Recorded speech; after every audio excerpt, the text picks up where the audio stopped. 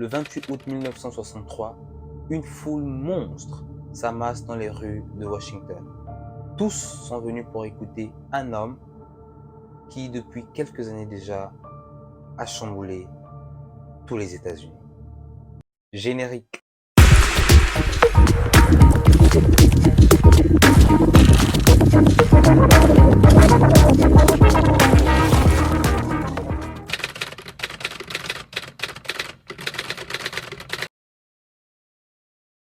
Hello la famille, j'espère que vous allez bien. Bienvenue encore dans cette nouvelle vidéo. N'oubliez pas de vous abonner pour ceux qui ne l'ont pas encore fait et de me lâcher un bouton de like en passant, ça fait toujours plaisir. Sur ce, revenons à notre histoire. Et donc, comme je vous le disais, une foule immense est amassée dans les rues de Washington le 28 août 1963.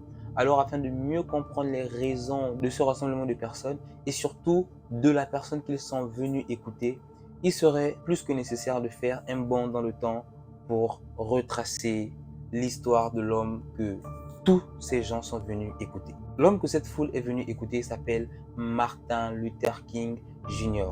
Il est né à Atlanta le 15 janvier 1929. Il est le fils du pasteur baptiste Martin Luther King Sr. et d'Alberta William King. Le jeune Martin naît dans une famille correcte. Après, c'est vrai qu'il n'était peut-être pas millionnaire ou milliardaire, mais la famille dans laquelle il naît, ils ont assez de moyens pour envoyer Martin dans une bonne école. Alors le jeune Martin grandit très bien, il a des amis avec lui, jusqu'au jour où on change d'école à deux de ses amis. Et du jour au lendemain, lorsque Martin et ses amis décident de se réunir pour jouer, les parents de ces derniers viennent les récupérer systématiquement, les interdisant de passer du temps avec Martin. Alors on est d'accord que cette situation peut être très surprenante, mais ici il y a un détail qui est à préciser. Nous sommes dans l'Amérique ségrégationniste, et donc il y avait très clairement une division entre les blancs et les noirs. Alors le jeune Martin, ne savant pas tout ça, va vers sa mère et demande à sa mère pourquoi il ne peut plus jouer avec ses amis. Alors sa mère l'explique qu'il ne peut plus jouer avec eux parce que ces derniers ont intégré une école ségrégationniste. Le jeune Martin est vraiment surpris par cette situation. Il ne comprend pas ce qui se passe à cause de son jeune âge. Il n'y accorde pas plus d'attention que ça à l'école. Le jeune Martin Luther King est assez assidu, il est vraiment intelligent et fait très bien ce que ses professeurs lui demandent de faire. Alors, Martin Luther King va intégrer l'université de Morehouse of College où il sera diplômé en Bachelor of Arts en sociologie. Mais il obtiendra également un Bachelor of Divinity à Chester. Le jeune Martin Luther King a vraisemblablement décidé de suivre le chemin de sa famille, à savoir le chemin de la foi chrétienne. Et donc il devient pasteur et officier régulièrement dans sa paroisse. Jusqu'au jour où une chose extraordinaire arrivera et il ne fera que rappeler à Martin Luther King l'époque dans laquelle il était. Le 1er décembre 1955, une femme noire nommée Rosa Parks est arrêtée car elle aurait violé les lois ségrégationnistes. Dans les faits, elle aurait refusé de céder sa place à un blanc dans un bus qui la lui aurait demandé. Lorsque Martin Luther King apprend cela, il est fou de rage et se demande jusqu'à quand cette ségrégation continuera. Alors il décide de faire quelque chose, il refuse de rester les bras croisés. Et entre-temps, le jeune Martin a commencé à accroître sa popularité dans le pays. Alors il décide de boycotter le service de transport de bus dans la ville où cet événement a eu lieu. Alors une vague d'élan populaire commence à se lever et plusieurs Afro-Américains se joignent à ce boycott.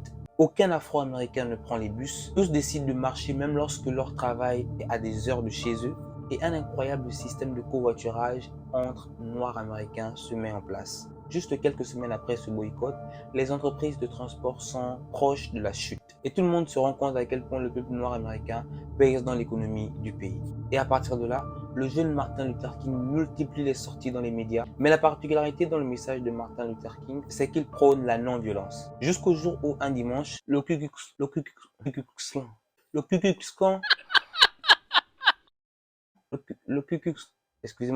Klux Klan décide de mener un attentat dans une église. Lorsque Martin Luther King se rend compte de ça, il est dévasté. Il se dit qu'il faut faire quelque chose. Et c'est alors que le 28 août 1963, une foule de plus de 250 000 personnes se réunissent à Washington en face du Lincoln Memorial, à la demande de Martin Luther King. Dans la foule ce jour-là, il n'y a pas que des noirs, mais c'est vrai qu'ils sont en grande majorité. Mais il y a également quelques blancs qui viennent pour soutenir ce mouvement de liberté. Et c'est alors que Martin Luther King prononce son célèbre discours I Have a Dream. Un texte très poignant dans lequel Martin Luther King dépeint son idéal pour l'Amérique. Une Amérique où les Noirs et les Blancs vivraient ensemble. Une Amérique où il n'y aurait plus d'inégalités.